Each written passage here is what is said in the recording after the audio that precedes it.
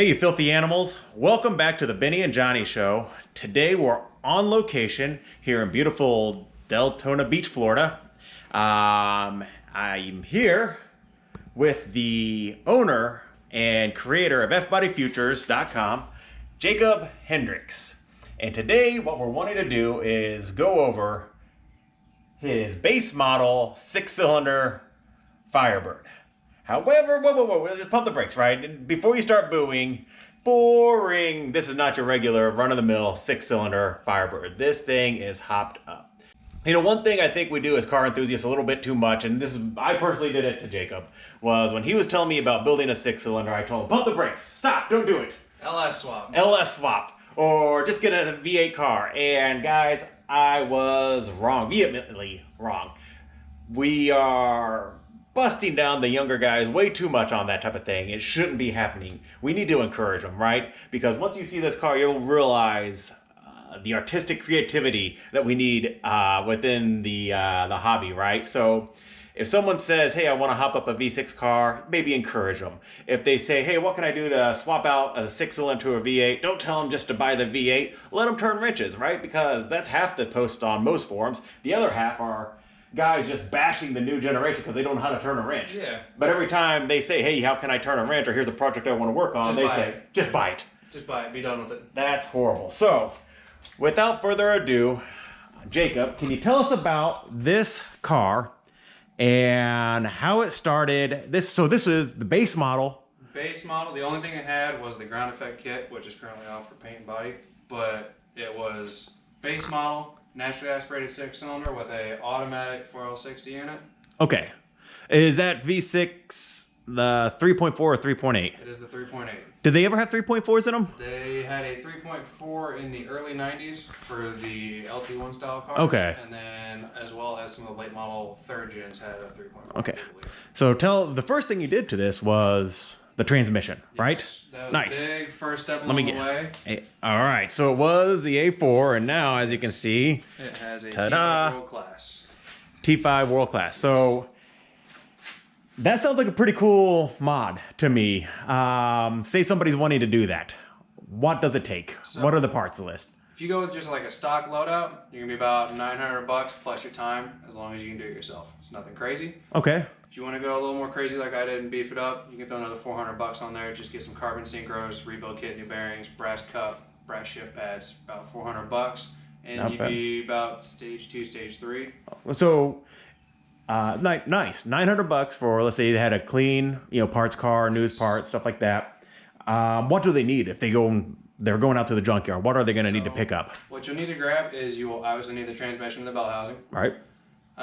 You need the cross member for the trans to mount to, because it is different than the automatic. Okay. You need clutch, flywheel, slave cylinder, master cylinder, and the pedal assembly. Not bad. It's really all you need. How long did it take you to swap it out? I had a group of friends help me do it and access to a lift. Okay. Took me about 13 hours, got it done one day, drove it home. If you're doing this in the garage, I've seen people do it in about a weekend. Yeah. Expect about a weekend's worth of work, throw it up on some blocks, take your time with it, check your details. Yeah, You should of be course. done in about a weekend. Did you have to tune it afterwards? I did not. Just complete drivability. You're good to go. Yep. Fired The up. only thing, it's got a little bit of rev hang, which is expected for a automatic to manual car. Okay. However, you just repin the harness on the interior for the shifter. 2 of the lights go together for your park neutral. 2 of them go to the clutch switch. 2 of them go to your reverse lights. Done. Nice. Pretty Basic simple. soldering work, and you're good to go. All right. So let's talk about the fun part then, right? What's the A4, 6-cylinder A4? What those run quarter mile roughly? Did you have a baseline on this one? It was about like a mid-16s. Is about the best I could Okay. get out of it. It's nothing crazy. Yeah, this is a 99 or It's 99. 99. Yes. It's good fun always to go to the drag strip and put a run in, but Oh, yeah. 16.6 isn't too thrilling. Okay. And then you got the T5 in. What'd you go to? I was able to cut down with a T5 all the way to a 1541. It was the best time I could cut here in Florida with 80, 85 degree weather. Nice. Well, that also had headers. And headers, yes. okay. I did miss that. I put exhaust headers on it, which for pre-2000 cars make a bigger difference. After 2000, they're a little bit better Okay. design. But with headers and then the T5, managed to drop it down to a 1541. Nice. How much were those headers roughly? I think they're a couple $100, just pace setter ones. You can even order the eBay ones. They're stainless steel, work fine. Nice. So, step one already, right? We have a $900 transmission and headers. Somebody got to turn wrenches. So we're talking $1,000 and they dropped a second off their quarter mile. So that's not a bad bang for your buck, really. I don't think so at all. And you're getting to play around. You're having fun. It's something that's Learned a lot. yeah, very enjoyable on the street. I'm sure with the 5-speed. Oh, for sure. And know everybody's favorite thing to talk about is gas mileage. Okay, yeah, it is. Less miles per gallon. So you go to a manual, you pick up all that enjoyment of getting to drive it. But also, if you're just cruising, taking it easy one day, you're getting better fuel economy than automatic every day. Nice. What did you highway? What's the best gas mileage you see out of it? Highway, the best I would see out, I always drive with friends, of course. I was averaging about 25 miles a gallon. Okay. And that's with spirited driving. Okay. Nice. What do you, without spirited driving, you think you could touch 30? Oh, for sure. Okay. Very nice. And that's with the rear gear being It's a 308 in the rear and it's an open diff. open diff. So I'm sure that's on the bucket list. Oh, for sure. You can't just have the one wheel peel. Yeah. So, pretty solid, right? But wait, there's more. Exactly. There is. Hobo Jesus here has been working on a little bit more. We've been busy. Look at this. Walk us through this a bit, sir. So I had to call on my presence a little bit and pull off a small miracle. We went through and we threw a blower onto a naturally aspirated short block with some ported heads and managed to stuff it in there underneath the cowl, and she fires up and runs. The block, right? Can you do that with the factory block? Yes, you can. The naturally aspirated block that these have from factory is a 9.5 to 1 compression ratio. Okay. And the supercharged cars came factory with a lower compression ratio just so it would handle the boost a little more reliably for high mileage applications. Right. We're not after mileage here. Right, yeah. We're here to go fast. So if you have a healthy short block, you can just go pull your heads off, throw the top end on there, and you're set to go. You got a little custom fab work to do. Got to make your own thermostat routing so you can get the coolant from the back to the front. And then there has to be an elbow put onto the back of the blower. We've got some pictures we can throw in there for you. And that's really what you got to do. So if you know somebody who can fabricate, or you can fabricate yourself, you could easily just chop it up, take your time, test fit, weld it up, and have it done. What do you expect the power output to be? So I did light porting on the heads, tossed a cam in it, and then with a smaller pulley size, should be about 300 wheel. 300 wheel, that's right. We might not have mentioned the fact that this is also now cammed. Yes. And we'll throw the cam card right here or so very shortly. Yes. So 300, 320 wheel or crank? 300 wheel is what I should be seeing. I might see a little bit more just because we're a little closer to sea level. A lot of the people I'm talking to are up in the Midwest. But a little closer to sea level, we might see a little over 300, might be 305, 310-ish wheel horsepower. And then it should be between 330 and 360 foot-pounds of torque is what I'm hoping for. So that's a good point then, right? Because, guys, if you're thinking about doing this, there's support out there. There's the 3800 community in the Midwest is enormous. Okay. You got tons of people that'll teach you how to tune, they'll tell you what parts you need, what you can do to help. There's write-ups on porting. What about the cam, though? So we put the cam specs up, or we're going to put it up here. Yes. Why'd you go with the cam? So the factory cam on these is really just... it's pathetic. That's all there is to say about it. It's the same cam from NA to Supercharged. Really? Yes, they just took the same cam, tossed it in both. Okay. Called it good. This is a NIC cam. It's got some more lobe separation, higher lift, and then more duration. It will allow me to run smaller pulley, non-intercooled with an F-body. You don't got the room under the cowl to shove an intercooler in there. So no intercooler in the future? No, there will not be an intercooler. Okay, I guess transitioning there. What is the future for the car? What's the next step? I know, so it's running, and you guys will see that. Yes. Lot drives, I'll guess. We got a few things to button up before it's on the road. But this you just finished this, right? Yes. I mean, this started up today? Started today, had to go through reseal a couple things, but really this is about the second or third time it's ran. Okay. And it came into the garage on Sunday about 10 a.m. Everything got pulled out, ripped out, swapped out, and then Friday at about 6 p.m. she was running. Nice. Just a quick idle, but she was up and started. The thing that is left is to start this up. Any words of wisdom for the uninitiated? Dude, it's like candy, and it's rowdy. Tall order. Let's see it.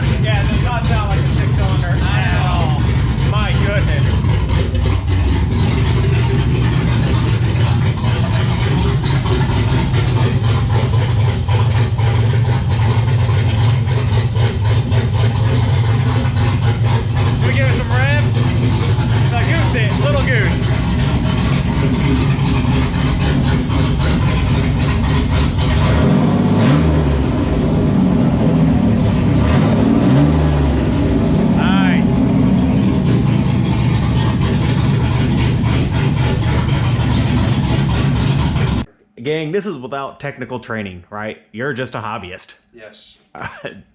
Hell yeah, just brother. That's get my hands dirty. That is nice. That is nice. So what's the future for the rest of the car then? So we get a little more E85 support down here in Florida. Okay. Might throw it on E. Okay. Drop another pulley size on it. Pick up some more timing. Nice. More power. That's to be determined. Mostly though, what's left is I gotta do paint and body work. Once the paint and body work's done, I'm gonna throw in a new set of wheel and tire.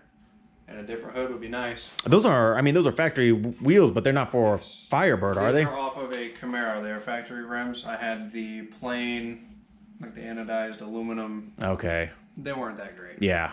Bumped up to the chrome, got a little more flashy with it, but get the paint and body work done. I've already been through the interior, swapped out the dash, got a new dash hole, LED light, sound deadener, sound system. Sound deadener? Yes. That's going to be nice. Went through sound deadener the whole trunk underneath the seats. Picked up some weight, but... Oh, and the dash, man, that's good. You got the aftermarket pillar gauges. I think now's a good time to talk about F-Body Future. How did F-Body Futures get started? Tell me about it. Everything starts with a problem and a solution, and mine was I needed a defrost one day here in Florida. Shocking, I know, but my temperature control knob just snapped off on the inside. All up in here, piece broke off, got stuck on hot. It's too hot here for that. Okay. So I went online and I found a set of knobs like these, and then I've got 3D printers that I utilized to make an adapter. Threw it in there. Now we've got a quick, clean, easy install. Updates the look a lot, and they have a good feel to them. And it's a lot easier than trying to find some OEM ones. Do those light up like the factories? They do. I can actually show you if you like. They've got red lighting behind just to match. Man, that is solid. Oh, so you got one over here too. Yes, we even went through and did the light switch because why have 3 out of 4? Go the whole 9 yards. Little adapter piece, slides right on. Good Clicks in, good engagement. Yes, sir. So that is fantastic, gang. There's a lot of people on the line that I've seen that really like these. I am one of them. And then the other part of F-Body Futures are for the fog lights. Yes. So early on, man, one of my first videos was getting new fog lights. So I've had my F-Body for a while, and you could not upgrade fog lights for years. People would talk about it. There'd be like different Walmart kits and just garbage stuff. It never worked, never lasted. They stuck too far out, or they were sucked in too far into the bezel. Glue, yeah, screws. Yeah, it did not look good. So actually, I put a link to my video, and this is like an early video, so make fun all you want. But I hacked the bracket for mine. And I remember like sending him, hey, look, I put this in, you know, I put the lights in, so you can get some really nice lights on Amazon now, but it's not a bolt up. So that's where you came in. Yes. So as many of you have probably seen, a lot of people will go through and they'll get the Harley Davidson LED fog lights. Yes. They're the perfect size. They look great. But the issue was I didn't want to cut up my factory car. I've gone through, obviously, I've cut it up, but the brackets, I just didn't want to mess with that. I wanted something that was adjustable, good light output, and would look good going down the road. So again, with my 3D printers, I spent some time and I made a bracket so they are pretty much as close to plug and play as you can get. That looks clean. A nice LED fog light. They've got halos that run with the interior lights on, or just when the key is on, really. Give them a taste of the light of that. Okay. Just nice halos to go with your running lights, and then that's a touch of modern. About as plug and play as you can get. The bracket that I designed bolts up to the factory bracket. There's no cutting, no gluing. You take our bracket that's produced here in America. Everybody loves it. Oh yeah. You put the push pins in, set the screw on top, drop it into place. Nice. That's it. Only for the Firebird? These fit the Trans Am as well. They okay. do not fit Camaros. Gotcha. That's a work in progress. I got to find something that's a little smaller to fit their style. Nobody likes Camaros anyways. I'm this just has always been the cooler big brother. Oh, for sure. I'm just giving Camaro guys a hard time. But they make power for less money because Camaros always are cheaper. For sure. Less expensive, not cheaper. It's a 90s GM product. They're all cheap, but less expensive here. True. But that looks good. I do have an install video up for anybody who's trying to see what it's like. And I'll put that here then. You can link it, yep. Yeah, and so I'll also link in your website. You have a website where you can do all your ordering online, nice and easy. All right, you guys, you've heard it, Ron.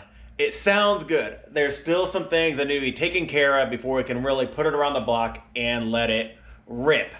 But we hope to have an update pretty soon, and we're excited to do so. I mean, this car is bad A, it's rowdy. I love it. Jacob, anything you'd like to add before we sign off? Here's to the guys that don't listen when they're told to just V8 swap it. Well, dang. Good. That is almost words to live by. So if you see people saying, just V8 swap it, or just buy the V8 car, the Z28 or the Trans Am, stop them. Listen to the kid's dream, because you might get something this cool out of it.